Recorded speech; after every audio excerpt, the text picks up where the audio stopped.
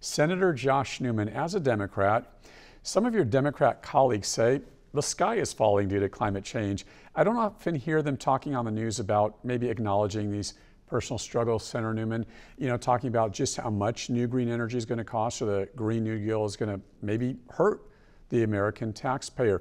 Don't these things have to be considered when discussing climate change? Maybe not telling everybody, Senator Newman, the world is doomed in 12 years due to climate change, like some in your party claim, Senator Newman. That's a little bit of a loaded question. Quick answer is yes. The quick answer is yes. So we in California, I think, can be very proud of our role in leadership around climate and environmental issues over time.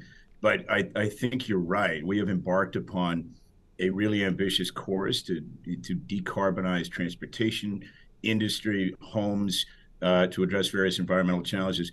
And it's important to your point, remember that not everybody participates equally, not everybody's affected equally. But I'd also add, I'm sure Scott would as well, that California is not in itself responsible for solving the world's problems. So we have to always, I think, be mindful of that fact. And your point's a good one, which is if you get too dramatic about it, you not only don't solve the problem, as you can lose people in the process.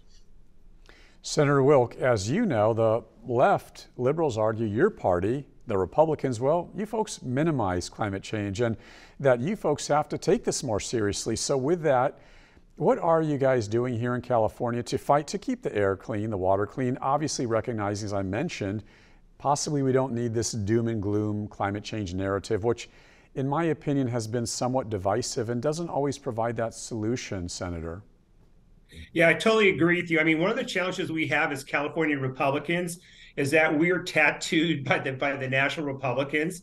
And I will tell you, I think every single member of our caucus believes that climate change is happening and that a portion of that is man-made. I mean, even our most conservative Senator Grove from the Bakersfield area will tell you that climate change is happening.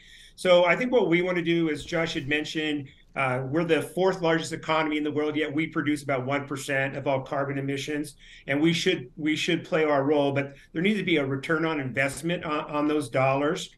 And like we have this cap and trade program, and Jerry Brown funneled 25% off to go to the bullet train when we're not managing like our forests properly. I mean, back I think it was 2015, we saved like 1.5 million carbon tons through the cap and trade program, but wildfires generated 24 million. So we've got to do a better job in making those investments smartly. Senator Newman. Scott's right. So one of the big problems we face is to his point, you got a bunch of sensible Republicans. On the other hand, we've got a much larger group of Democrats, but the bills we vote on aren't necessarily the average of the two, right? And so that's one of the problems we face, is finding better middle ground. Part of that, frankly, is because the numbers are such that Republicans don't have much by way of leverage. And on my side, again, we're very aspirational, often at the expense of the practical. Senator Newman, talking about the practical, there's a lot of practical issues in California: homelessness, housing, transportation, crime, healthcare. On this program, we sort of term that all as sustainability issues, right? Things that affect our future, but also politics. I mean, you want to talk about something that affects our future? Politics. So talking politics, and oh gosh, I know I'm going to say the wrong thing. My heart's in the right place. I'm out on these stories interviewing the folks in the street, and they're saying there are too many no good, do nothing politicians in California who just like to spend our taxpayer money and they don't get things done. Obviously, Senator Newman, the overwhelming majority, as you mentioned, in California is Democrat, your party in office. So your take on the political concerns of the people? So that is a good question. So I want to make clear that we're talking about Democrats, but I'm not speaking for my Democratic colleagues.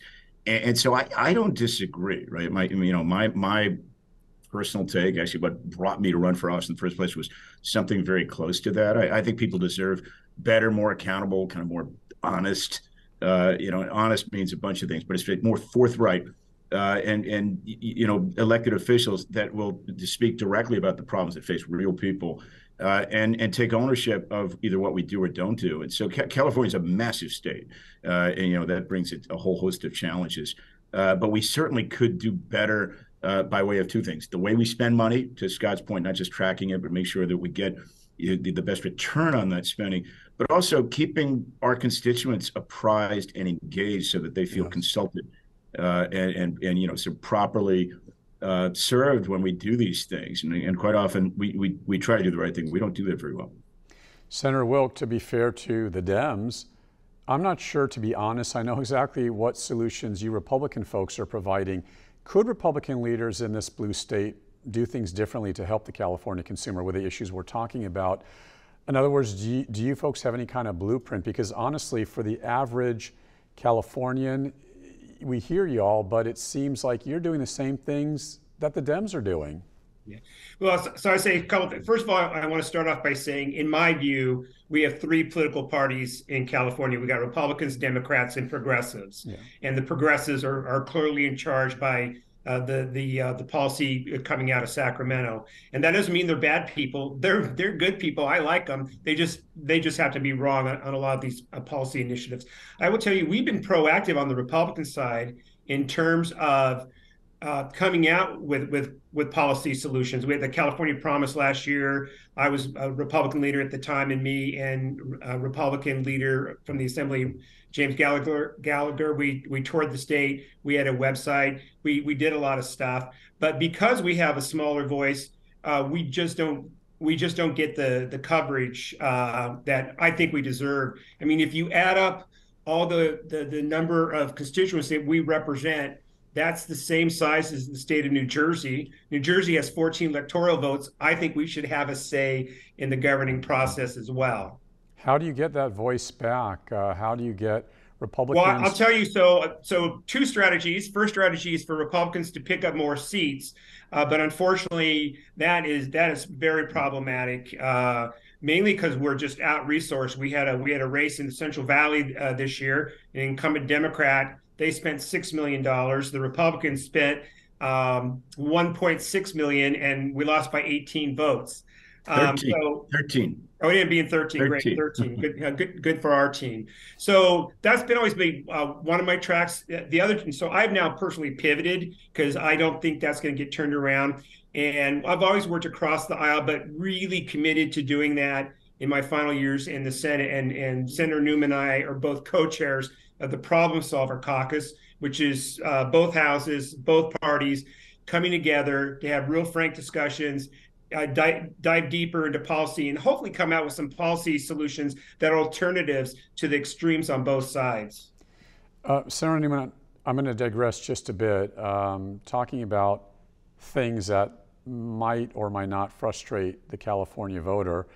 You were recalled back in 2018 as a state senator. I'm going to let you explain why, how you got back in office, and then what is your opinion of all these recalls, which are seemingly constant in the state of California?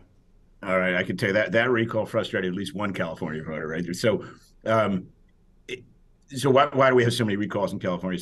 So the answer actually isn't that different from what Scott was speaking to. So we have a state of almost 40 million people, but Democrats outnumber Republicans by a vast amount, particularly district by district. So as a result, in the Senate, using as an example, there's 32 Democrats who were elected. There's only 8 Republicans, right? So to Scott's point, those 8 Republicans represent a very large number of voters who, looking at, kind of their own prospects for leverage, for input, realize they're kind of locked out. So there is a ton of really visceral anger among Republican voters, but, I guess lots of people who don't feel heard or consulted or particularly well served by government. And so the tendency is to gravitate toward other options. And so because the recall, as it was originally developed or implemented in 1911, hasn't been updated to account for polarization, kind of modern campaign techniques, et cetera, it's an easy sort of tool to exploit to try and get out of politics what voters of different stripes, but especially those who feel locked out, can't get out of regular elections.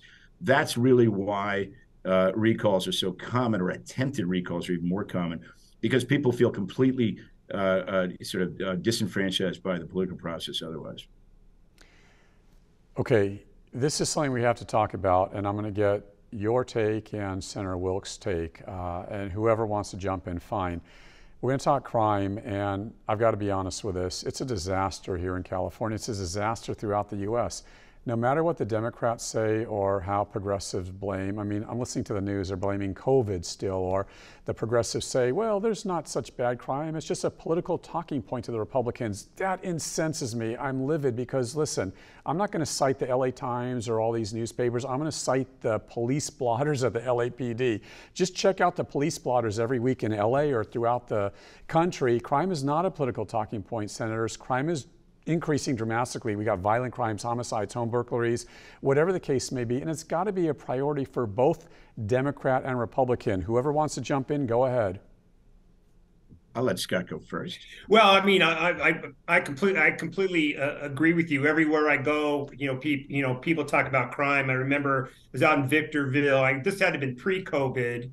It must have been pre-COVID. I was speaking to this African-American lady who works at Best Buy, and she's there checking out this guy, and the guy goes, how much are we up? All this stereo equipment stuff. How much are we up to? She goes, oh, it's about $750. She goes, thanks. And he starts running out with the cart. And now a lot of these retailers they don't want their employees to chase after, because one, they're concerned about, obviously their safety, as well as, potential, liability. So, I mean, I think, Prop 4757, well intended, and there's some aspects of both those propositions that should probably stay in place, but we definitely need to do some reforms there. I don't think you're going to see it in the legislative process, however, so that's something that we'd have to do as the people outside the building.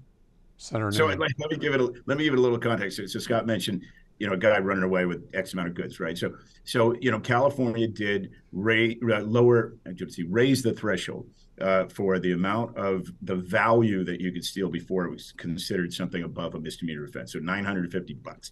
And it is probably true. In fact, we know it's true that people who do bad things, like everybody else, they're rational actors.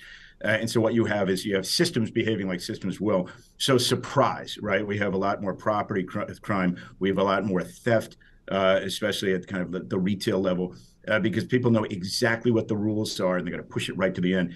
And so I'll speak for myself, but hopefully for other Democrats, we should be honest about that. We should be honest in California when we make changes to law that cause unintended systemic changes like this. We should be willing to go back and say, hey, maybe our initial sort of impulse was solid, the broader goals are good, but we have to account for these unintended consequences. If you don't do that, you're not serving the people who sent us here. Well, actually, that effort was tried. It was our Democratic colleague, Assemblyman, had a bill to implement all those reforms. He's now the new sheriff of Sacramento County. And the problem we have, and this is something we need to change, is we need to take the politics out of writing the ballot statements. It's done by the Attorney General, which has a political slant, and it really should be shifted over to the Legislative Analyst's Office, which is nonpartisan. And I think it confused a lot of voters. I think they were in favor of those reforms, and it failed because they're misled by their own government by the way it's structured in the voter pamphlet. So David, I'm sure you've talked about this at some point. So what Scott's talking about is when you get your ballot, when you get the sample ballot, there's a title and a summary of a proposition. The title can be very misleading, and the summary can be absolutely very confusing. And so at the end of the day, I think it's fair for voters to ask one really simple question: is like, how come we have to decide this stuff instead of the people we elect to do it? Because we're not doing it. Listen, that's a good point and another conversation for another day, but all these ballots and initiatives that we're voting on, lobbyists, special interests, fine print, you can't make heads or tails of what these are about. It's misleading. That entire process has to be fixed. We can leave that for another day. I'm not going to blow you in about that. The other problem in California, Senator Newman, we'll begin with you, homelessness. Listen, LA Mayor Karen Bass declared a homelessness state of emergency. What was it, when she took office back end of 2022? It was done before. It got nothing done. The city got what? LA got $1 billion over 10 years, $100 million for 10 years, whatever it was. What happened? The crisis got dramatically worse. It is insane. Join us in Los Angeles. You can't walk anywhere in Los Angeles without stepping over a homeless encampment. It's sad. You want to help these people, but something has to be done. When are politicians going to stop trying to fix this, senators? You all throw tons of money at the problem. Nothing gets done. I don't mean the two of you specifically, because to be honest, Senator Newman, you are doing something pretty unique in Orange County, California. Talk a little bit about that, and then we'll get Senator Wilk's take. Go ahead. Okay, so and I've been fortunate to be on your show before. For this on this particular topic. So I have been successful over 5 years in securing funds that have been put to work in Orange County, the north part of Orange County, that have been used to create an 11-city partnership that is deliberate in how it aligns public safety across 11 different small cities, but also the community-based organizations working on different facets of homelessness. And the goal, and so far encouragingly, has been to actually create cooperation, a better focus, and better accountability among those organizations. So it's actually quite small compared to a place like LA, and deliberately so, right? So, so the kind of the question we were asking was, can you try a different approach and actually apply a different standard and see it work? And so far, I'm encouraged. I had the governor down to my city of Fullerton a couple of months ago to look at it. But it was always designed as a pilot project, right? Because to your point, you cannot solve these incredibly complex problems from the top down, and it's also true that from sort of like from the local jurisdiction up, the problems are too big. So it has to be something else. And what we've tried in my public safety collaborative in Orange County is a different approach that is measurable and fully accountable, and we'll admit what doesn't work and try and not only apply what works, but hopefully use it for replication in other areas. And so we're about 5 years in. The real question is can we do that at the next level?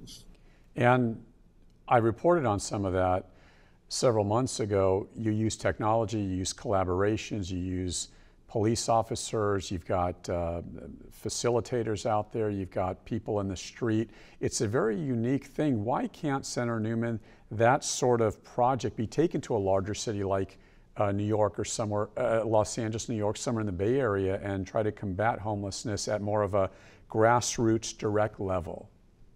So I think part of it, David, is we used the funds that I secured to force that collaboration. You don't get the money, you're not part of the program, right, unless you actively buy into this more deliberate, more collaborative model that actually, to your point, uses a software platform to make sure everybody's inputting data about the same people, and we can track everybody. And so where you get into kind of larger jurisdictions, you have so many more players. The state, like I said earlier, is huge.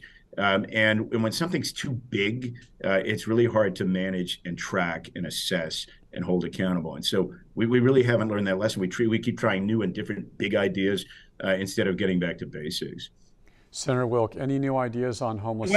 Well, so a couple of things to address this. Number one, I had a bill last year, was going to introduce it this year, and I decided not to pull together all the data so we can do all those things that Josh was talking about. But there's so many entities involved and so much opposition to it that I decided I'm not going to move, because it's not going to go anywhere. But we actually need to have real data so we can have real measurements. But just going back to your original premise, back in 2017, I was able to get an audit approved by the Joint Legislative Audit Committee. Did two things. One, it looked at the way that LAHSA was distributing the funds throughout LA County, because I believed that my district was being shortchanged to the benefit of downtown LA. And when the audit was done, that was in fact true, and those inequities have been corrected. But number two, when I met with Elaine Howe, who was then the auditor, she goes, we're spending a lot of money, Scott, and we want to just see what best practices are, and so so everybody can adopt those. I said, great. So we threw that in there, got approved. She calls me up when it was done. She goes, I need to meet with you in the morning, and she was horrified. She goes, there's no plan. There's no plan, and so I did a couple things in the plan. The year before, we had passed this Homeless Finance Council. I actually voted no on that because I thought it'd just be another layer of government, which it was, but it wasn't funded. So I did a member's request and I got that initial funding approved.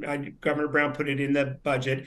Then I took all of her recommendations that she had to lay out a plan, and I gutted a bill that was already in the assembly. I put all the policy in, cleared the policy committee, went to the appropriations committee, and Lorena Gonzalez, who was the chair of that committee, put it in her pocket, which is that's the only committee you can do that. You put it in her pocket. I ran it again the next year, and again, no votes in the Senate, no votes in the Assembly Policy Committee, and then she put it in her pocket again. Now, parts of that have been adopted since then, individually, but we do not have a comprehensive approach. And speaking of comprehensive approach, we didn't get here overnight, and we're not going to get out overnight. I mean, I think we need to acknowledge that, and that it's going to take funding. And that's great that we have housing, but we have to couple it with wraparound services so these people get the treatment that they need. So if we have any hopes of mainstreaming them back into society, it's got to be a massive program. It is a Herculean effort.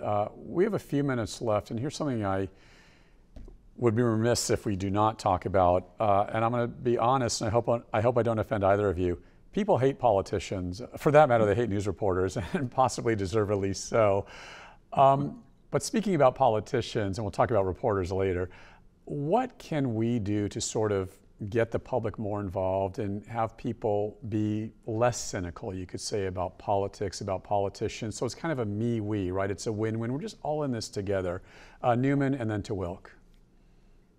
So, yeah, it's a good question. So what can we do? So on the one hand, all of the reforms that we've made over the last X years, right, are ostensibly about achieving that goal, right? So term limits, contribution limits, all the various rules around how we do stuff.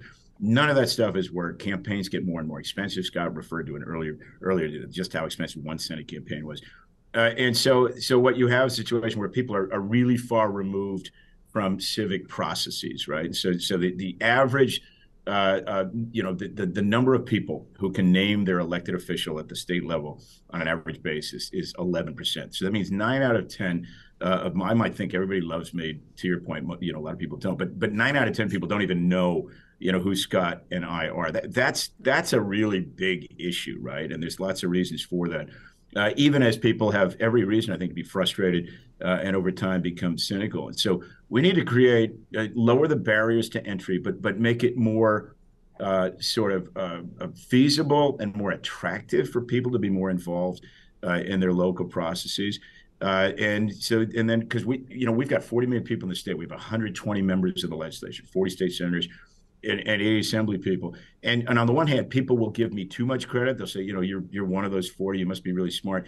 On the other side, another kind of person hates us all, right? And there's somewhere in between is the kind of governance, the kind of public service that I think our founders had in mind. And we got to figure out how to get back to that. Senator Wilk.